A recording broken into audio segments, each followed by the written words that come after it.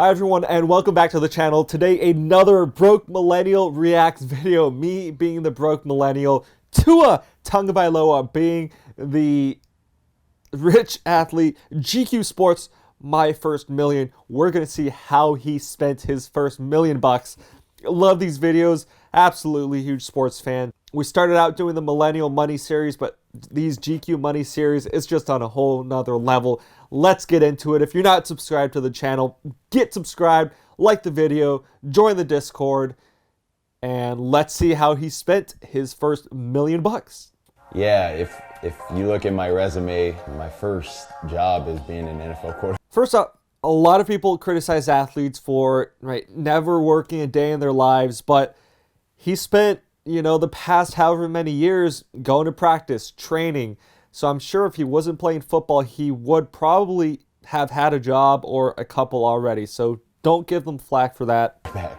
What's up, everyone? This is Tua Tagovailoa, and this is how I spent and saved my first $1,000,000. I grew up in Hawaii, so I grew up in a town called Ever Beach. We grew up in a 3-bedroom, 2-bath house. How did you kind of get interested in football? I think football has always been something that I've always loved. My parents tried to get me to play other sports such as baseball and basketball, but for me it just wasn't the same. With baseball, my parents really wanted me to play it because I was a lefty, but I just didn't think it was exciting. It just didn't give me like an adrenaline rush or a thrill, so I just stuck to football. For all those baseball fans out there straight up roasted, he just called the sport boring. What do you guys have to say for yourselves? Just gonna leave it at that. Football, and I never played anything else.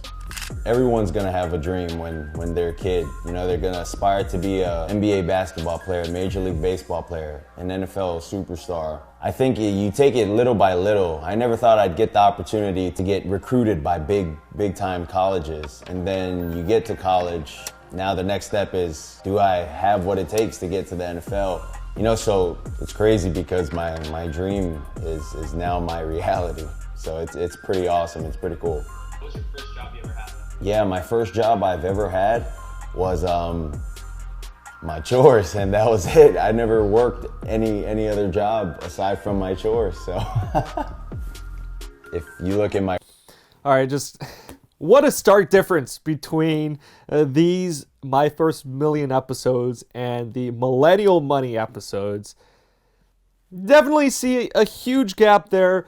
Just for the entertainment, it's cool to see the differences, but for your personal finance journey, for most of us here watching, probably got to grind it out a couple decades to get to where we want to be. So, good for them. Extremely talented. Wish them the best of luck. But it's just kind of some differences that you do start to pick up between these videos. My resume, my first job is being an NFL quarterback. You don't really get too many, guys from Hawaii that are skill players, in the NFL. They're more so on the offensive lineman or the defensive side of the ball. So to be one of the few that is a quarterback from Hawaii and to be able to represent our families from Hawaii and the state of Hawaii, I think that's something that's really cool.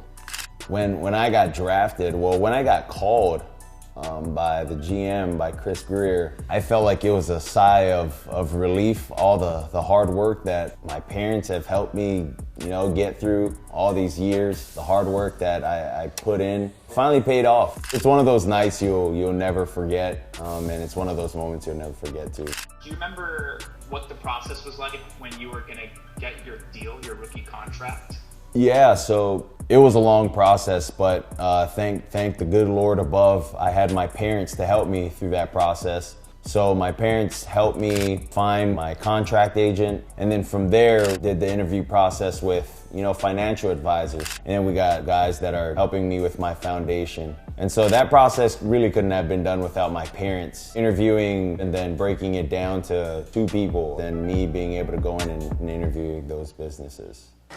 So I'm gonna be living. We saw this in the last episode too. Tyler Hero already on the game with financial advisors. I think it's great that his parents are able to help him out to navigate through all these things because this man pretty much went from never working a day in his life, college student, to multimillionaire overnight, right? Once his name was announced, things were going to start to turn. The contract negotiations kind of already had an expectation of how much he was getting himself into. So it's great that they have people out there to help him out. Those advisors are going to be a lot different than regular people trying to watch stock market videos or credit card videos on YouTube, but they're still there, and it's great that he was able to get that done. Off of my marketing money, so the endorsement money that I get, and then everything else is just put to the side. So, you know, the money that I'm making from my contract, that's put to the side. So none of that's gonna be seen. It's really me on the app, you know, how much money I want to transfer every month. Super smart. Once again, I think Gronk, a lot of people talk about him just having never actually touched his salary, because these high profile players, in addition to whatever they're getting paid from the contract, they also have all these brand deals, endorsement deals with, you know, car brands, insurance brands, food brands, whatever it may be. So that's awesome. Similarly, if you're like an influencer or something, doing something as a side gig, maybe you're still working a part-time job, maybe put all that money aside and just live off of your deals as well. Obviously here, I'm not getting paid anything on YouTube, but hey, would be a cool thought to see. Into my savings, you know, and then I have, you know, spending account, and at the end of every month, my financial advisors give me a breakdown on what I spent, how much I spent this month, and really that's all it is. So do you remember how much your deal was worth total? I don't really remember the total amount of my contract, but you can see it right here. All right. That's some big money. And you can see right here how much I've made from YouTube from starting up this channel. So we talked about how I saved my money. Now let's talk about how I spent the money. You guys might have seen this on my social media, but the first thing that I bought was a car. I bought a car from my mom. It was Escalade. Once again, it's always the car, always a, I'm just gonna guess, he's probably gonna get like a sports car next. We know he didn't just buy one car. It's always a big SUV, a sports car. So thinking like a Escalade, Hummer, Jeep, Range Rover, one of those, and then he's probably gonna get himself like a BMW, Lexus, Mercedes, something else. Let's just wait and see. A 2020 Escalade.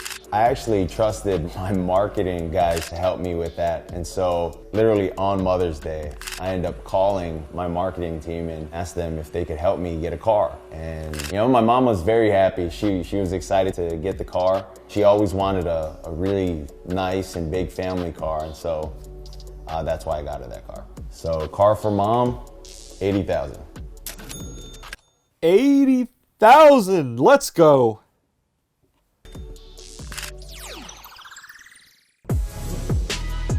So after I got my mom a car, I ended up getting myself two cars.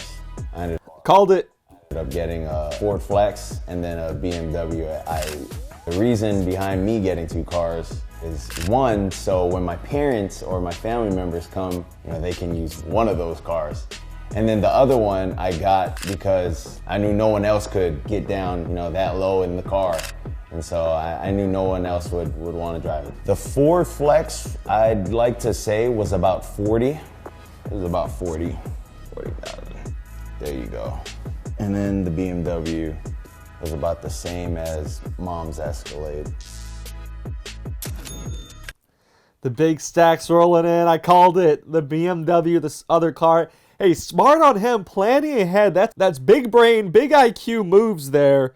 Planning ahead so his parents don't have to just like Uber around town or something. They got their own ride taken care of, and they're not going to have to spend money to rent. So, hey, not bad.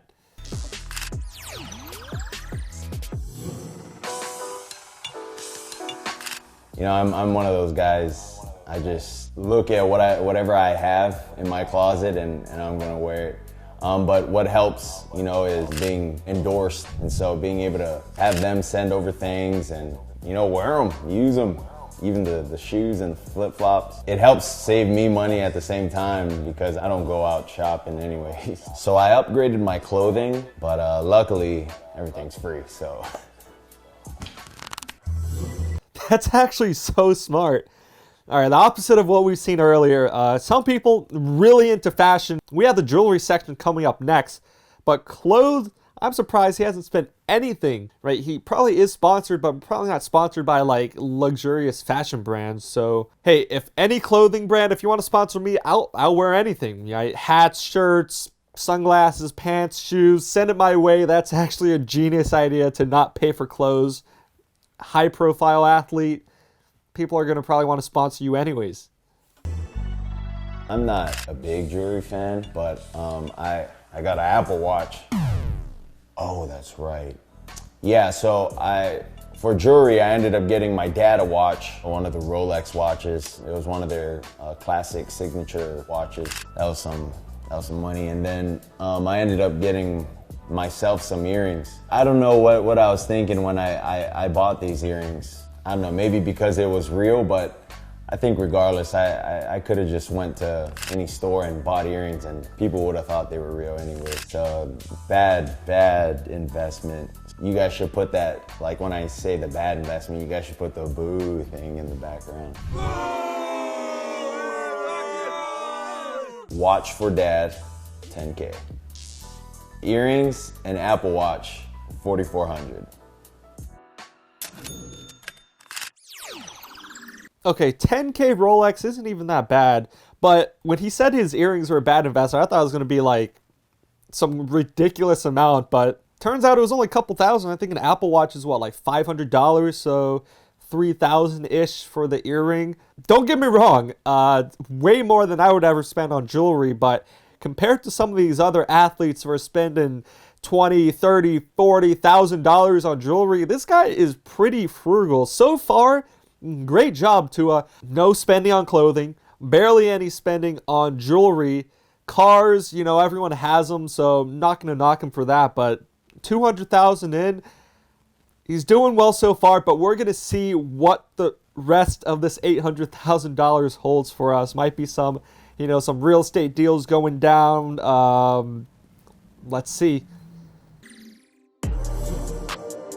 When you got drafted, obviously it's a big celebration. You know, you're going to the NFL. Did you take everyone out to dinner? Like, was there a rookie dinner with your teammates? Never done anything except get the quarterback room snacks. So whatever they wanted, I had to do. I think that's what all the rookies had to do. They had to get whatever their room wanted. So that's what we had to do. We had some pretty unique choices. You know, there was gum, there was Twizzlers, Mountain Dew, pistachios, there was trail mix, candy. Costco bill to get snacks for the guys, about $200. Okay, I thought he was gonna bring out some like fancy, you know, I don't even know what kind of snacks, but $200 Costco bill, not the end of the world. I do know those rookie dinners can get quite expensive with people just putting everything on the tab, but hey, snacks, I can take care of that, guys. Dolphins, if you want me to pitch in for snacks, give me some tickets. Let me know. Put, you know, contact me down in the comments section. I'd be down to put up some snacks for you guys. Any other big purchases you can remember?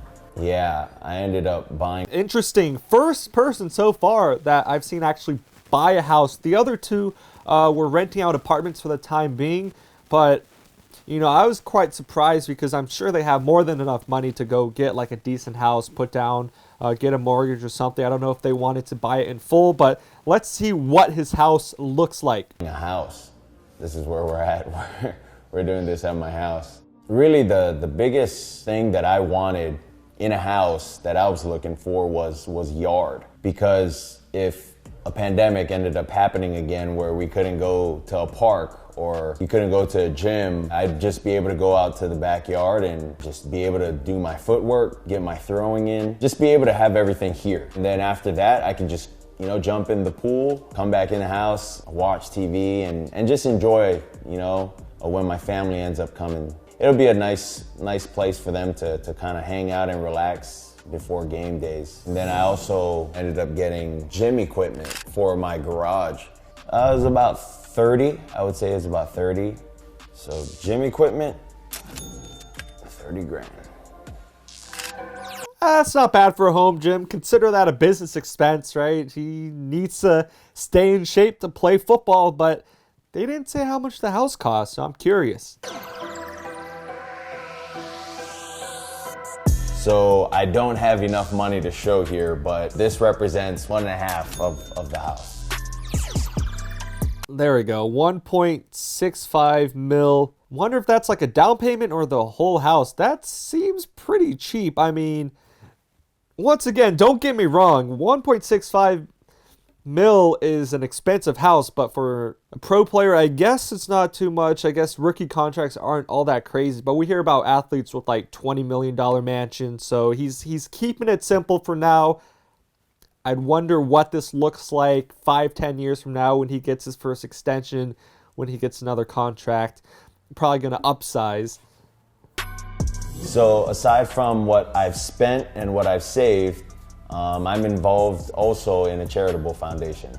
So I teamed up with Fox Sports. In conjunction with my documentary, they are willing to donate $111,111 to Boys and Girls Club of my hometown, which is Eva Beach in Alabama, as well as here in Miami. And that's in representation of my jersey number. And so I think that's something that's really cool. And it's something that I've always wanted to do as well, to be able to give back to my community, Alabama, where I played at, and also where I'm at now. Do you feel like happy with what you spent it on? I would say I'm happy with what I spent it on. It wasn't more so me when I thought of the purchases. I thought of everyone that would be involved in the purchase. That's actually pretty awesome. Got the charity going on, saying it's not all about him. Just as well, except maybe one of them, which was getting the I-8. But other than that, I got everything knowing that, if I have family members coming over to the house, they'll all have a place to sleep, they'll have a place to stay, they'll be comfortable, and then they'll have a car to drive, things of that nature. So, what does it mean to you to be able to take care of your family? Oh, I think that's everything. That's everything. Being able to see my parents happy, I think that's probably the most important thing to me. Seeing them enjoy the fruits of their labor with what they've instilled in me and my siblings. It's just a joy to be able to see them kind of take it easy, relax now and let us, their kids kind of work to help them out. I can't really say, save your money. You're gonna do whatever you want with your money, to whoever I'm speaking to. But like everyone says, be smart with your money, but, have fun at the same time. So, enjoy, but also be smart with your money. We've come to the end. Just like to thank you guys for listening to how I save and also how I spend my money. I got to get back to work. So I'll see you guys on the football field. So I actually really enjoyed this episode. Tua, hats off to you. Even though you're buying a lot of cars, I really do think everything was pretty reasonable, and I really like the fact that he's looking out for his family, not just blowing money for himself. Really great guy. I'm sure he's a great guy. I wish him the best of luck. One of the more wholesome, more pleasant episodes of these My First Million from GQ Sports that I've seen. Not to say that others don't care about their family or friends, but this one, I guess he was just more highlighting some of those thought processes behind his decision. So if you liked the video, thought it was enjoyable, be sure to hit that like button. Comment down below if you have any comments. How would you spend your first $1 million? Let me know in the comments below. Thanks for watching. Peace.